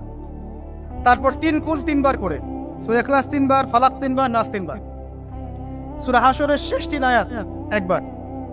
এরপরে পড়বেন সাইয়্যিদুল ইস্তিগফার, মানে সমস্ত ইস্তিগফারের শ্রেষ্ঠ ইস্তিগফার। এটা কোনটা? আল্লাহুম্মা আনতা রাব্বি লা ইলাহা ইল্লা আনতা খালাকতানি আনা আবদুক ওয়া আনা আলা আহদিক ওয়া ওয়া'দিক মাসতাতা'তু আউযু বিকা মিন শাররি মা সানাত আবুউ লাকা বিনি'মাতিকা আলাইহি ওয়া আবুউ বিযামবি ফাগফিরলি ফাইন্নাহু লা ইয়াগফিরু যুনুবা ইল্লা আনতা। এটা যে পড়বে সকালে পড়ে যদি রাতের মধ্যে মারা যায় জান্নাত ইনশাআল্লাহ, আবার সন্ধ্যায় পড়ে যদি সকালের আগে মারা যায় জান্নাত ইনশাআল্লাহ। এত বড় অস্ত্র, এত বড় একটা সুযোগ। এরপরে পড়বেন আমার পছন্দের কয়েকটা, আউযু বিকালিমাতিল্লাহি তাম্মাতি মিন শাররি মা খালাক 3 বার। এটা যদি আপনি পড়েন আপনি দৃশ্য অদৃশ্যের ক্ষতি থেকে বেঁচে থাকবেন ইনশাআল্লাহ। দুষ্ট জিন শয়তান আপনার কোনো ক্ষতি করতে পারবে না ইনশাআল্লাহ। আরেকটা খুবই শক্তিশালী দোয়া আছে, সেটা হলো বিসমিল্লাহিল্লাযী লা ইয়াদুররু মা ইসমিহি শাইউন ফিল আরদ ওয়ালা ফিস সামা ওয়া হুয়াস সামিউল আলিম 3 বার করে। এইটা যে পড়বে, এই যে জিন বলেন, ভূত বলেন, যে পেতনি বলেন, যেগুলো আমরা ভয় পাই, ঠিক আছে, চোখ লাগা বলেন, বদনজর বলেন, যা যা আছে, হিংসুকের হিংসা, কোনো কিছুই আপনার কোনো ক্ষতি করবে না। এবং ইনশাআল্লাহ আপনি হঠাৎ মৃত্যুবরণ থেকে বেঁচে থাকবেন, হঠাৎ মৃত্যুবরণ। এটা কিন্তু সবার জন্য নিয়ামত, এটা সবার জন্য নিয়ামত। তারপরে আসেন, এরপর পড়বেন 10 বার লা ইলাহা ইল্লাল্লাহ ওয়াহদাহু লা শারীকা লাহু লাহুল মুলকু ওয়া লাহুল হামদ ওয়া হুয়া আলা কুল্লি শাইইন কাদির। এটা 10 বার পড়লেও হবে। আর যদি 100 বার পড়তে পারেন তাহলে আপনার চেয়ে বেশি নেকি কেউই অর্জন করতে পারবে। যদি 100 বার এই দোয়াটা কেউ পড়ে সারাদিনে, লা ইলাহা ইল্লাল্লাহ ওয়াহদাহু লা শারীকা লাহু লাহুল মুলক ওয়া লাহুল হামদ ওয়া হুয়া আলা কুল্লি শাইইন কাদির, ওই দিন শয়তান তার কাছে আসবে না। 100 গুনাহ আমলনামা থেকে কেটে দেওয়া হবে, 100 নেকি লিখে দেওয়া হবে, এবং আল্লাহর কাছে দিন শেষে একটা তালিকা পেশ করা হয়, আজকের দিনে কে কি আমল করেছে, এই তালিকায় তার নাম দেখবেন সবার আগে আছে। ওই ব্যক্তির নামও থাকতে পারে যে 100 বারের চেয়ে বেশি পড়েছে, তখন তার নাম আগে চলে যাবে, এর নামটা পরে চলে যাবে। কথা বুঝতে পারছেন? মিনিমাম 100 বার পড়তে পারলে খুব ভালো হয়। যদি না পারেন কমপক্ষে কয়বার? 10 বার। আসেন, এরপরে পড়বেন 10 বার দরুদ শরীফ, আল্লাহুম্মা সাল্লি আলা মুহাম্মাদ ওয়া আলা আলি মুহাম্মাদ, যেটা আছে দরুদ ইব্রাহিম, এটা পড়তে পারেন, অথবা ছোট করে পড়তে পারেন আল্লাহুম্মা সাল্লি ওয়া সাল্লিম আলা নবিয়িনা মুহাম্মদ, এটা পড়লেও হবে, অথবা আল্লাহুম্মা সাল্লি আলা মুহাম্মাদ ওয়া সাল্লিম, এতটুকু পড়লেও ইনশাআল্লাহ হক আদায় হয়ে যাবে। 10 বার যে ব্যক্তি দরুদ পড়ে সকালে সন্ধ্যায়, নবী সাল্লাল্লাহু আলাইহি ওয়াসাল্লাম তার জন্য পরকালে সুপারিশ করবেন ইনশাআল্লাহ। যদি আমরা নবীজির সুপারিশ পেতে চাই, দরুদের কোনো বিকল্প নাই, বেশি বেশি দরুদ পড়তে থাকেন, তার সুন্নাহ অনুসরণ করেন, বেশি বেশি দরুদ পড়তে থাকেন। মিনিমাম সকালে 10 বার, সন্ধ্যায় 10 বার। ইনশাআল্লাহ আল্লাহ নবী সুপারিশ করবেন ইনশাআল্লাহ তাআলা। আর কাছে রাদিতু বিল্লাহি রাব্বান ওয়া বিল ইসলামি দীনান ওয়া বি মুহাম্মাদিন সাল্লাল্লাহু আলাইহি ওয়াসাল্লাম নবিয়্যা। এর একটা বড় ফজিলত আছে। কি ফজিলত? যে ব্যক্তি এই দোয়াটা সকাল সন্ধ্যা 3 বার করে পড়ে, কিয়ামতের মাঠে আল্লাহ পাকের উপর হক হয়ে যাবে, ওয়াজিব হয়ে যাবে, আল্লাহ ওই ব্যক্তিকে সন্তুষ্ট করে দেবেন ইনশাআল্লাহ। সন্তুষ্ট করে দিবেন মানে কি? ইনশাআল্লাহ সে জান্নাতে যাবে। আরেকটা আছে, এটা বলে শেষ করি, হাসবি আল্লাহু লা ইলাহা ইল্লা হু আলাইহি তাওয়াক্কালতু ওয়া হুয়া রাব্বুল আরশিল আযীম। এটা পড়তে হবে 7 বার। কয়বার? 7 বার। তাহলে কি হবে? আপনার দুনিয়া আখিরাতের যে চাওয়া পাওয়াগুলো আছে, এর জন্য আল্লাহ পাকই আপনার জন্য যথেষ্ট হয়ে যাবে, কাউকে লাগবে না। এগুলা ফরজ নামাজ মানে ফজরের নামাজ জামাতে পড়ার পরে বসে বসে এইগুলো করতে থাকবেন। যদি দোয়া আগে করা হয়, নামাজে মোনাজাত যেটা হচ্ছে আমাদের সমাজে, এটা যদি আগে করে ফেলা হয়, তাহলে দোয়ার পরে বসে থাকবেন, বসে বসে এগুলো করতে থাকবেন। যদি পারেন ইশরাকের নামাজটা পড়ে মসজিদ থেকে বের হতে পারেন। ইশরাকের নামাজ মানে ফজরের সূর্য উঠে যাওয়ার পরে 2 রাকাত নফল পড়ে যে ব্যক্তি যাবে বাসায়, মানে প্রথমে ফজরের নামাজ জামাতে পড়েছে, জিকির আজকার করেছে, ইশরাকের সময় হয়েছে, নামাজ পড়ে বের হলো, এই ব্যক্তির আমলনামায় একটা কবুল হজের নেকি দেওয়া হবে, একটা কবুল ওমরার নেকি দেওয়া হবে। এগুলো খুবই সহজে আমল করা যায়। এরপরে আপনি বাসায় ফিরে গিয়ে বা মসজিদেই কোরআন তেলাওয়াত করবেন। আমরা কোরআন তেলাওয়াত করব। কোরআন তেলাওয়াত করবেন 1 পারা, 1 পারা পারেন না অর্ধেক পারা, অর্ধেক পারা পারেন না 5 পৃষ্ঠা, 5 পৃষ্ঠা পারেন না কমপক্ষে 1 পৃষ্ঠা পারবেন না, 1 পৃষ্ঠা করে হলেও প্রতিদিন কোরআন তেলাওয়াত করতে হবে। পারবেন না ইনশাআল্লাহ? প্রত্যেক হরফে 10 নেকি পাবেন। কোরআন আপনার পক্ষে সুপারিশ করবে ইনশাআল্লাহ, এবং এই কোরআন আপনাকে ছায়া দিবে, সূরা বাকারা আলে ইমরানের মতো ছায়া দিবে কিয়ামতের মাঠে। এবং এটা নবী সাল্লাল্লাহু আলাইহি ওয়াসাল্লাম যেটা বলেছেন, আল কোরআন হুজ্জাতুল লাকা আলাইক, এটা তোমার পক্ষে সাক্ষী দিবে অথবা বিপক্ষে সাক্ষী দিবে। তো কোরআন তেলাওয়াত করবেন। এরপরে আমরা কি করি? আমরা হয়তো যে যার মতো চলে যাই, কেউ স্কুলে চলে যান, নাস্তা করেন। আচ্ছা, নাস্তার আগে একটা কথা বলি। সকালে নাস্তা করবেন এমনভাবে যে, এখনকার ডক্টররাও বলেন এই কথাটা, সকালবেলা একটু বেশি খেতে হয়, সকালবেলা একটু বেশি হেভি ফুড নিতে হয়, দুপুরে তার চেয়ে একটু কম, রাতে আরো কম। আর আমাদের তো উল্টা, কিন্তু সকালে অল্প একটু, দুপুরে একদম বিশাল, রাতের বেলা আরো বিশাল, নাকি? তো নিয়মটা হচ্ছে এই যে সকালে খেতে হয় বেশি, সারাদিন আপনাকে কাজ করতে হবে, সকালে আপনাকে বেশি হাইজেনিক ভালো ফুড খেতে হবে, দুপুরে তার চেয়ে একটু কম, আর রাতে তার চেয়ে কম। এভাবে খেতে পারলে প্রফিটিক খাওয়া হবে ইনশাল্লাহ। আর খাবার আমাদের সুন্নাহ মতো খাওয়ার দরকার নেই, নবী সাল্লাল্লাহু আলাইহি ওয়াসাল্লামের সুন্নাহ মতো খায়। 2টা হাদিস বলবো মেয়েদের জন্য। এখানে মা বোনরা আছে? নবী সাল্লাল্লাহু আলাইহি ওয়াসাল্লাম বলেছেন, শেষ জামানার সবচেয়ে বড় ফিতনার নাম কি বলেন? না, মাসিহুদ দাজ্জাল। কি নাম? মাসিহুদ দাজ্জাল। এই পৃথিবীর সমস্ত ফিতনা একত্রিত করলেও দাজ্জালের মতো কিন্তু হবে না। এই দাজ্জালের অনুসারী হবে এক শ্রেণীর নারী। মাসিহুদ দাজ্জালের অনুসারী হবে এমন এক শ্রেণীর নারী যাদেরকে মুমিন পিতা, ভাই বা স্বামী ঘরে রাখতে পারবে না, তারা বাঁধন ছিঁড়ে বেরিয়ে যাবে। এখন কোন কারণে আপনি তাদেরকে বাসায় রাখতে পারছেন না, আপনি চিন্তা করেন। আর দাজ্জাল আসতে কতটুকু বাকি আছে আপনি ভাবেন, ভাবতে বলছেন।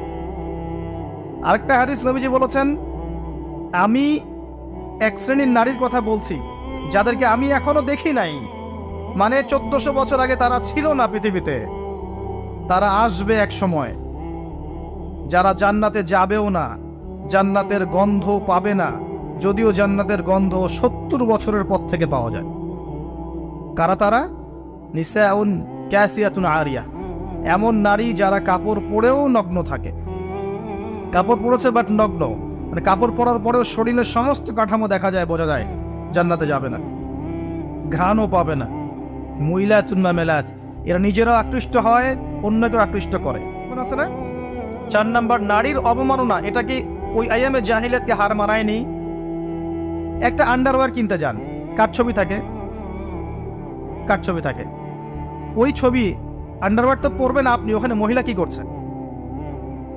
এবার একটা গাড়ি কিনতে যান, দেখবেন সেখানে একটা মডেল কে দাঁড়িয়ে আছে, ছেলে না মেয়ে? মাশাআল্লাহ। যেখানে যাবেন সেখানে কাপড় কিনতে যান, দেখবেন মহিলার পুতুল রেখে দিয়েছে। ওই পুতুলের মধ্যে মেয়ের কাপড়টা না পরালে ব্যবসা হবে না ভাই। উসমান রাদিয়াল্লাহু আনহু ব্যবসা করেন নাই? আব্দুর রহমান বিন আউফ রাদিয়াল্লাহু আনহু ব্যবসা করেন নাই? দীর্ঘদিন আবু হানিফা রাহিমাহুল্লাহ তিনি ব্যবসা করেন নাই কাপড়ের? আমাদের ইমাম আবু হানিফা রাহিমাহুল্লাহ ব্যবসা করেননি কাপড়ের? উনার দোকানে এরকম ডল ছিল। আমরা হানাফি না, হানাফি মাযহাব ফলো করি না, আমরা তার উত্তরসূরি কই হতে পারলাম? আমার দোকানে মহিলার মূর্তি কেন? রমজান মাস আসার আগেই সব মূর্তি বহিষ্কার চাই এই কাপড়ের দোকানগুলো থেকে। পারা যাবে ইনশাল্লাহ? আল্লাহর জন্য করেন, আল্লাহ আপনার দোকানে আরো বেশি ডাবল কাস্টমার পাঠাবে ইনশাআল্লাহ। রিজিকের দায়িত্ব কার? সুবহানাল্লাহ। কি একটা ট্রেডিশন চলছে, ঢুকবেন শোরুমে দেখবেন মেয়ের মূর্তি দাঁড়িয়ে আছে, আর গায়ে কিন্তু কাপড় চোপড় খুব একটা থাকে না। এতে কি মেয়ের ডিগনিটি, সম্মান বাড়ছে? যেখানে যাবেন সেখানে নারীর অবমাননা শুরু হয়েছে ফ্যামিলিস্ট রেভলিউশনের মধ্য দিয়ে। যখন ফ্রি মিক্সিং আমরা অ্যালাউ করে দিয়েছি এবং এটাকে আমরা পাপ মনে করছি না, পর্দার বিধানটাকে আমরা ফরজ মনে করছি না, যখন পর্দার কথা বলা হচ্ছে উল্টা বলছে পর্দা করলে এই যুগে কেমন করে আমি এখানে জব করব? জব করতে কে বলেছে আপনাকে এখানে? আপনি পর্দা করবেন। পর্দা করলে আমি কিভাবে ছেলেদের মধ্যে জব করবো এই প্রশ্ন করছেন কেন আপনি? আল্লাহ বলেছেন পর্দা করতে, সে উত্তর দিচ্ছে যে হ্যাঁ পর্দা আল্লাহ করতে বলেছেন, কিন্তু পর্দা করলে পরে আমি কিভাবে ছেলেদের মধ্যে কাজ করব? তাহলে কাজ করতে কে বলেছে আপনাকে ছেলেদের মধ্যে? আল্লাহ বলছে আপনাকে পর্দা করতে, পর্দা করেন। সিম্পল। হ্যাঁ, যদি আপনি মেয়েদের ক্ষেত্রে কাজ করতে পারেন, এখানে সব মেয়েরাই, এখানে ছেলেদের ইনভলভমেন্ট নাই, মোস্ট ওয়েলকাম। আল্লাহ আপনাকে বাধা দেন নাই, রাসূল বাধা দেন নাই। খাদিজা রাদিয়াল্লাহু আনহা তিনি ব্যবসা করেননি? তার চেয়ে কি বড় ব্যবসায়ী হয়েছেন আপনি? আয়েশা রাদিয়াল্লাহু আনহা হাজার হাজার হাদিস শেখান নাই? তার চেয়ে বড় শিক্ষিত হয়েছেন? কি প্রমাণ করতে চাচ্ছেন? বরং নিজের মনটাই তো আপনার ঠিক নাই, নিজের নফসের মধ্যেই ত্রুটি আছে। এরপরে আবার দেখবেন যে নিসাউন কাসিয়াতুন আরিয়া, কাপড় পরেও নগ্ন হয়ে ঘুরছে না? কাপড় পরেও মহিলারা নগ্ন হয়ে ঘুরছে না? গেঞ্জি আর জিন্স পরে ঘুরছে না? টি শার্ট পরে ঘুরছে না? এগুলো দেখার জন্য কি চোখ দিতে হয় না? চোখে পড়ে যায়। ডান বাম এদিক ওদিক যেদিকেই তাকাবেন সেদিকেই দেখতে পারবেন। আপনি চোখটা রাখবেন কোথায়? আকাশের দিকে নাহলে মাটিতে? দুটোই সেফ অপশন দেখি আমি। হাঁটার সময় আকাশের দিকে তাকায় হাঁটবেন, নাহলে মাটির দিকে তাকায় হাঁটবেন। এছাড়া কোনো অপশন দেখা যায় না। শহরে তো আরো মারাত্মক অবস্থা। যেখানে যাবেন, দোকান, শপিং মলস, ব্যাংক, এয়ারপোর্ট, আপনার পলিটিক্যাল মিছিল, আপনার সামাজিক সংগঠন, যেখানে ঢুকবেন সেখানেই ফ্রি মিক্সিং। কোনো কোনো ক্ষেত্রে আমরা দেখেছি, এই বছরও দেখেছি, ওয়াজ মাহফিলের মঞ্চ মেয়ে এসে বক্তব্য দিচ্ছে, মাশাআল্লাহ, পাশে আবার হুজুর বসে চা খাচ্ছে।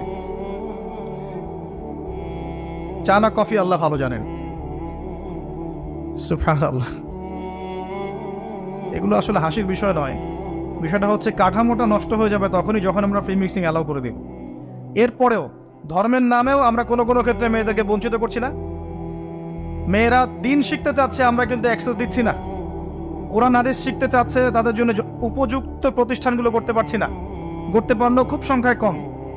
সম্পত্তির অধিকার দিচ্ছি না মুসলিম হয়েও, এটা করছি না। আল্লাহর রাস্তায় সময় লাগানো একজন ব্যক্তি বলছে যে আমার বোন আমাকে সম্পত্তি লিখে দিয়েছে। লিখে দিয়েছে মানে কি? আপনি দেন নাই তাকে সম্পত্তি? বলছেন না, আমি বুঝিয়েছি তাকে যে ও যদি দিয়ে দেয় আমাকে, আমি তো আল্লাহর পথেই ব্যয় করবো, ওর তো সওয়াব হবে। কি বুঝলেন? ও দিবে কি দিবে না তার পরোয়া নাই, আর তুই দে, তাহলে তুই যে দিলি আমাকে, তোর তো নেকি হইল, এটা বুঝিয়ে দিল তাকে। দিন এটার নাম নয়। যার যার হক তাকে তাকে দিতে হবে। আমরা কিন্তু অনেক ক্ষেত্রেই মেয়েদের অধিকার দিচ্ছি না। আপনার ঘরে একটা ছেলে সন্তান হলে আপনি খুশি, মাশাআল্লাহ, মুখে হাসি, মিষ্টি বিতরণ করছেন, গরু জবাই করে খাওয়াচ্ছেন। মেয়ে হলে আপনার আত্মীয় আপনাকে ফোন দিচ্ছে যে বাবা এবার তো দুঃসংবাদ, পরের বার ইনশাআল্লাহ সুসংবাদ হবে। কে বলছে আমার জন্য দুঃসংবাদ? আমি তো হ্যাপি, আমার ঘরে মেয়ে আসছে। মেয়ে কন্যা সন্তান লালন পালন করলে কি হবে? নবী সাল্লাল্লাহু আলাইহি ওয়াসাল্লাম বলেছেন জাহান্নাম থেকে ঢাল হয়ে যাবে মেয়েরা। সুবহানাল্লাহ। যার ঘরে আল্লাহ পাক কন্যা সন্তান দিয়েছেন এবং তাদেরকে উপযুক্ত তরবিয়তে সে বড় করেছে, সৎ পাত্রে পাত্রস্থ করেছে, বিয়ে শাদী দিয়েছে, এই কন্যা সন্তানরা কিয়ামতের মাঠে জাহান্নামের জন্য ঢাল হয়ে যাবে ইনশাআল্লাহ। একটা হাদিসে এসেছে নবী সাল্লাল্লাহু আলাইহি ওয়াসাল্লামের সাথে এইভাবে থাকবে তারা, এইভাবে। ছেলের ক্ষেত্রে আসে নাই, ওইখান থেকে তো নির্যাতন শুরু হচ্ছে। তারপরে পড়াশোনা ঠিক মতো করাচ্ছি না, সম্পত্তির অধিকার দিচ্ছি না, ওদেরকে পর্দা শিখাচ্ছি না, এগুলো কারা করছে? আমরা করছি। পরে ফ্রি মিক্সিং অ্যালাউ করছি। আপনার মেয়েকে আপনি পুরুষ টিচারের কাছে প্রাইভেট পড়াতে পাঠাচ্ছেন কেন? স্কুলে পড়ুক আর কলেজে পড়ুক, আপনি পুরুষ টিচারের কাছে ওকে একান্তে নীরবে নিভৃতে প্রাইভেট পড়তে পাঠাচ্ছেন কেন? আপনার বাসায় পুরুষ টিচার আসছে, আপনার মেয়েকে একা একা পড়াচ্ছে কেন একটা রুমের মধ্যে? এই সুযোগ কে করে দিচ্ছে? আপনি তো ঘরের মধ্যে একটা পতিতালয় খুলেছেন। যখন একটা ছেলে একটা মেয়ে একা একা থাকবে, তৃতীয় পক্ষ থাকবে সেখানে শয়তান, আস্তে আস্তে সেই টিচারের হাতেই দেখবে মেয়ে ধর্ষিত হয়ে গেছে। ধর্ষিত না হলেও মেয়ে নিজেই প্রেম করে পালিয়ে যেতে পারে। অ্যাক্সেস কে দিচ্ছে? আমরা দিচ্ছি। এরপরে দেখবেন যে মিডিয়ার মধ্য দিয়ে দেখবেন যত জেনা, ব্যভিচার, পর্নোগ্রাফি, অশ্লীলতা, পরকীয়ার সিরিয়াল, সব সিরিয়ালগুলোকে একত্রিত করে যেন গিলায় খাওয়ানো হচ্ছে। আপনি বাঘের মুখ থেকে হাড্ডি নিয়ে আসতে পারবেন, গোশত নিয়ে আসতে পারবেন, আপনার ওয়াইফের হাত থেকে রিমোট নিতে পারবেন না। একদম সন্ধ্যা লাগবে, বসবে, রাত 10টা পর্যন্ত 4-5টা সিরিয়াল দেখবে, তারপরে ঘুম। নিত্যদিনের রুটিন। আমি একটা বয়স্ক মহিলাকেও দেখেছিলাম, সুন্দর মতো মাগরিবের নামাজ হলো, নামাজ পড়লো, মাশাআল্লাহ। নামাজ পড়ার পরে বলছে, বাবা আমি এখন কোরআন পড়বো। ঠিক আছে, মাশাআল্লাহ, দাদি পড়েন। দাদি কোরআন পড়া শুরু করবো, এক পারা কোরআন পড়ে শেষ। খেতে বসো, খেতে বসলাম, খাওয়া দাওয়া শেষ। দাদি এখন কি? একটু সিরিয়াল দেখবো কয়েকটা। তারপর 4টা-5টা সিরিয়াল দেখলো, তারপর ঘুম। কি একটা সাইকোলজিক্যাল পরিবর্তন দেখেছেন? এবং এগুলোতে কি শেখানো হচ্ছে? পরকীয়া, জেনা, কুটনামি, পরিবারের ভাঙন, এর কথা ওকে লাগানো, এর কথা ওকে লাগানো। মানে মনে হচ্ছে যেন এগুলো আমাদের ট্রেডিশন, এগুলোর সাথে ইসলামের কোনো সম্পর্ক আছে? এই পুরো সিরিয়ালগুলো কি ইসলামিক? যেখানে ইসলাম শেখানো হচ্ছে, কোরআন শেখানো হচ্ছে, বা ইসলামিক কোনো নাটিকা বা ইসলামিক কোনো সং বা নাশিদ বা কোনো সিরিয়াল, এমন কিছু কি? সবই তো পশ্চিমা ধাঁচের এবং অমুসলিমদের ধাঁচের। তখন ওদের মানসিকতা আমাদের মধ্যে ইনস্টল হচ্ছে। বাংলাদেশের কয়টা প্রতিষ্ঠানে হিন্দি শেখানো হয় বলেন তো? শেখানো হয়? হয় না। তারপরেও দেখবেন বাংলাদেশের ম্যাক্সিমাম মহিলা হিন্দিতে কথা বলতে পারে, বা কথা বলতে না পারলেও হিন্দি বোঝে, কিন্তু আরবি বোঝে না। আরবি তো বোঝে না, একটা আরবি শব্দ দেখলেই পুণ্যের কাজ মনে করে। ছেলের নাম রাখছে জাহিম, এটা আরবি শব্দ জাহিম। জাহিমের মানে কি সে জানে না। জাহিম মানে কি? জাহিম মানে কি? জাহান্নাম। জাহিম মানে জাহান্নাম। দেখেছে আরবি শব্দ, বাস লাগিয়ে জাহিম। তাহলে আরবির এই দশা, কিন্তু হিন্দি সব বোঝে। বাসায় যান, হিন্দিতে কথা বলেন, দেখবেন অ্যান্সার দিচ্ছে। যদি কালকে সকাল উঠে দেখেন যে বাংলাদেশ থেকে বাংলা ভাষা উঠিয়ে নিয়েছে আল্লাহ পাক, কোনো সমস্যা হবে না, সবাই হিন্দিতে কথা বলতে পারে। এমনভাবে শিখেছে আর কি। কিভাবে শিখলো? কোন স্কুলে শেখানো হয়? কলেজে শেখানো হয়? ট্রেনিং দেওয়া হয়েছে? সিরিয়াল। এভাবে দেখেন পুরো ফ্যামিলিস্ট একটা ফিতনা চলছে। তারপরেও দেখবেন পোশাক আশাকের ফিতনা, রেপ, ধর্ষণের ফিতনা, ব্যভিচার, পরকীয়া। এখন ম্যাক্সিমাম পরিবারই পরকীয়া। বাসায় বউ আছে, বাইরে মেয়ের সাথে প্রেম করছে। বাসায় ছেলে আছে, বাসায় স্বামী আছে, বাইরে ছেলের সাথে প্রেম করছে। আপনার অবর্তমানেই দেখবেন কোনো কোনো ক্ষেত্রে এগুলো হচ্ছে, আপনি জানেনই না। ওই যে প্রবাসে ছেলে পড়ে আছে, এদিকে দেখবেন স্ত্রী 10টার সাথে লাইন মারা শেষ। এবং শহর কেন্দ্রিক যারা উচ্চ ইয়াতে আছে আর কি, উচ্চবংশী অনেক মহিলাদের জীবন তো দেখবেন বাঁধন ছাড়া। কি করছে না করছে ঠিক নাই, মোটর সাইকেল নিয়ে দাবড়ায় বেড়াচ্ছে, বারে যাচ্ছে, মদ খাচ্ছে, এখানে বন্ধুদের সাথে আড্ডা মারছে। এই যে আপনাদের কক্সবাজার বিচেও দেখবেন ছেলে মেয়ে বসে সিগারেট খাচ্ছে, গিটার বাজাচ্ছে, গান গাচ্ছে, রাতের বেলা শুয়ে আছে, ছেলের কোলে মেয়ে শুয়ে আছে, গোল হয়ে বয়ফ্রেন্ড গার্লফ্রেন্ড বান্ধবী। এদের তো বাবা নাই, মারা গেছে, এদের মা নাই, মারা গেছে। এদের বাপ মা স্বামী ভাই কেউ যদি বেঁচে থাকতো তারা এগুলো করতে পারতো? এদের তো কোনো ওয়ারিশই নাই, কেউ কিচ্ছু বলার নাই। মানে এই বিচের পরিবেশও নষ্ট করে ফেলছে এরা। আপনাদের এই পরিবেশটা নির্মল শান্ত ছিল না, এখন দেখবেন বেহায়ের কারণে বেহায় পড়ার কারণে যাওয়াই যায় না, দাঁড়ানোই যায় না, তাকানোই যায় না, খুঁজতে হয়। দিনী ভাই থেকে বলতে হয় এমন বিচে নিয়ে চলো যেখানে মানুষ নাই, একা একা দাঁড়ানো যাবে। প্রতিটা ক্ষেত্রে ফিতনা ছড়িয়ে পড়েছে এই যে ফ্যামিনিস্ট রেভলিউশনের কারণে। একটা হাদিস মনে করিয়ে দিই, দুইটা হাদিস বলবো মেয়েদের জন্য। এটা মা বোনরা আছে? নবী সাল্লাল্লাহু আলাইহি ওয়াসাল্লাম বলেছেন শেষ জামানার সবচেয়ে বড় ফিতনার নাম কি বলেন? না, মাসিহুদ দাজ্জাল। কি নাম? মাসিহুদ দাজ্জাল। এই পৃথিবীর সমস্ত ফিতনা একত্রিত করলেও দাজ্জালের মতো কিন্তু হবে না। এই দাজ্জালের অনুসারী হবে এক শ্রেণীর নারী। মাসিহুদ দাজ্জালের অনুসারী হবে এমন এক শ্রেণীর নারী যাদেরকে মুমিন পিতা, ভাই বা স্বামী ঘরে রাখতে পারবে না, তারা বাঁধন ছিঁড়ে বেরিয়ে যাবে। এখন কোন কারণে আপনি তাদেরকে বাসায় রাখতে পারছেন না আপনি চিন্তা করেন, আর দাজ্জাল আসতে কতটুকু বাকি আছে আপনি ভাবেন। ভাবতে বলছে। আরেকটা হাদিস নবীজি বলেছেন, আমি এক শ্রেণীর নারীর কথা বলছি যাদেরকে আমি এখনো দেখি নাই, মানে 1400 বছর আগে তারা ছিল না পৃথিবীতে, তারা আসবে এক সময়, যারা জান্নাতে যাবেও না, জান্নাতের গন্ধ পাবে না, যদিও জান্নাতের গন্ধ 70 বছরের পর থেকে পাওয়া যায়। কারা তারা? নিসাউন কাসিয়াতুন আরিয়া, এমন নারী যারা কাপড় পরেও নগ্ন থাকে। কাপড় পরেছে বাট নগ্ন, মানে কাপড় পরার পরেও শরীরের সমস্ত কাঠামো দেখা যায়, বোঝা যায় জান্নাতে যাবে না, ঘ্রাণও পাবে না। মুইলাতুন মামেলাত, এরা নিজেরাও আকৃষ্ট হয়, অন্যকেও আকৃষ্ট করে। আরেকটা সুসংবাদের হাদিস, এসব থেকে বের হয়ে যদি মহিলারা আল্লাহ এবং তার রাসূলের আনুগত্য করতে পারে, মাত্র 4টা কাজ করলেই জান্নাত নিশ্চিত। মাত্র 4টা কাজ করলেই মেয়েদের জান্নাত নিশ্চিত ইনশাআল্লাহ আযজা ওয়া জাল। 1 নাম্বার, যদি তারা 5 ওয়াক্ত নামাজ ঠিকঠাক মতো পড়ে। 2 নাম্বার, যদি তারা রমজান মাসের সওম রাখে। 3 নাম্বার, যদি তারা তাদের পর্দা ঠিক করে, সতীত্বের হেফাজত করে। আর 4 নাম্বার, যদি তারা তাদের স্বামী, নিজে সাজবেন না স্বামীর জন্য, বাইরের মানুষের জন্য সাজবেন। বাইরের মানুষের জন্য আপনি সবকিছু করবেন, স্বামীর খেয়াল করবেন না। স্বামী বাসায় আসতে বিরক্ত হচ্ছেন, বাইরের মানুষের জন্য আপনি সাজুগুজু করছেন। পুরো কাঠামো চেঞ্জ হয়ে গেছে এখন। সমাজের হৃদ্যতা, পরিবারের হৃদ্যতা, ভালোবাসা থাকবে কিভাবে? নিজেকে তো স্বামীর মনের মতো করে করতে পারছেন না। সবসময় স্বামীকে প্রেশার দিচ্ছেন, এইটা লাগবে, ওইটা লাগবে, এইটা আনো, ওইটা আনো, এই ঠিক নাই, ওই ঠিক নাই। তোমার ঘরে এসে আমি আর শান্তি পাচ্ছি না, বাপের বাসায় ভালো ছিলাম। কে বলেছে হালাল খেতে? একটা সুদি চাকরি করলেই তো পারো, ওরা তো সবাই করছে, কি সমস্যা? এগুলো করে করে অনেক সময় স্বামীদেরকে হারামে ঠেলছে। আবার অনেক সময় এমন স্বামীও আছে, স্ত্রী দিনের পথে আসতে চায়, কোরআন পড়তে চায়, হাদিস পড়তে চায়, কত কি করতে চায়, স্বামী বলে এগুলো করা যাবে না, ফিতনা। স্বামী বলে এগুলো করার দরকার নাই, বাসায় থাকো চুপচাপ। দুই দিকে সমস্যা। আল্লাহর ওয়াস্তে উভয়ের মধ্যে আন্ডারস্ট্যান্ডিং বাড়ান, আল্লাহর দ্বীনকে কেন্দ্র করে পরিবার গঠন করেন, ধৈর্য ধরেন, সবর করেন, আপসে মিল মোহাম্মত বাড়ানোর চেষ্টা করেন।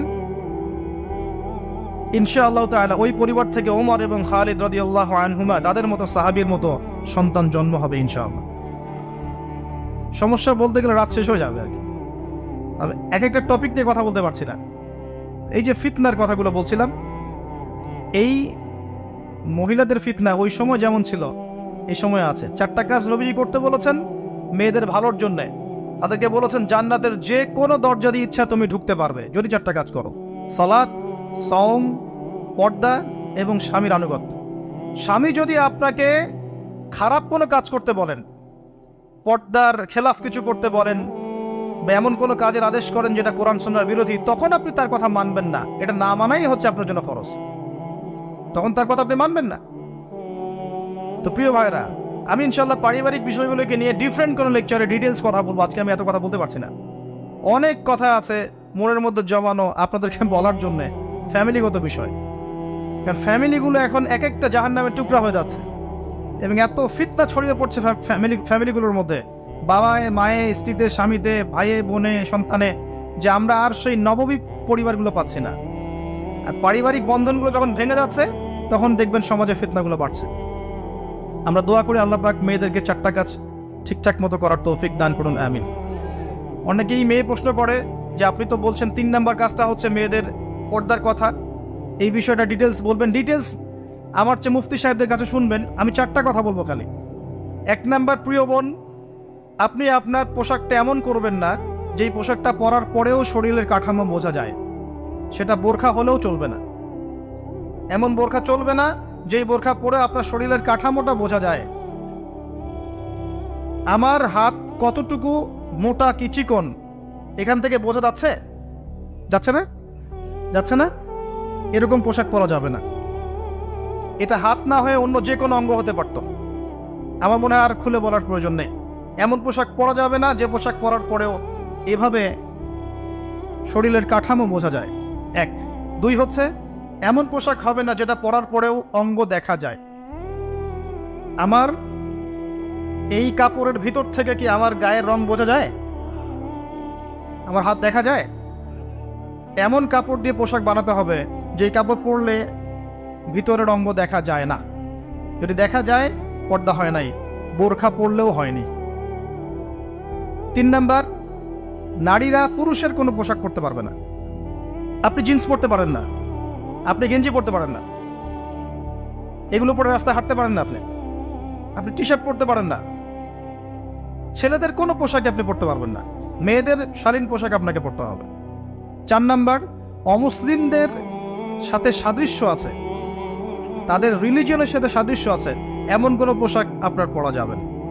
এই 4টা মূলনীতি ফলো করে আপনি পর্দা করেন, আল্লাহ পাক আপনাকে কবুল করুন। এরপরেও কথায় পর্দা আছে, হাঁটার মধ্যে পর্দা আছে, চাহনিতে পর্দা আছে, এক্সপ্রেশনে পর্দা আছে, সবকিছুর মধ্যেই মেয়ের পর্দা আছে। শালীনতা আল হায়া শু'বাতুম মিনাল ঈমান, নবীজি বলেছিলেন না একটা হাদিসে, ঈমানের 73টা শাখা আছে বা 70-এর বেশি শাখা আছে। তার প্রথমটা আফদালু লা ইলাহা ইল্লাল্লাহ ওয়া আদনাহা ইমাতাতুল আযান আনিত তারিক। উপর স্তর হচ্ছে লা ইলাহা ইল্লাল্লাহ, নিচেরটা হচ্ছে রাস্তা থেকে কষ্টদায়ক বস্তু সরানো। তারপরে এক্সট্রা একটা কথা বলেছেন আল হায়া ও শু'বাতুম মিনাল ঈমান, হায়া ঈমানের একটা বিশেষ অঙ্গ। যখন আপনার কাছে হায়া থাকবে না, লজ্জা থাকবে না, আপনি যে কোনো পাপ করতে পারবেন।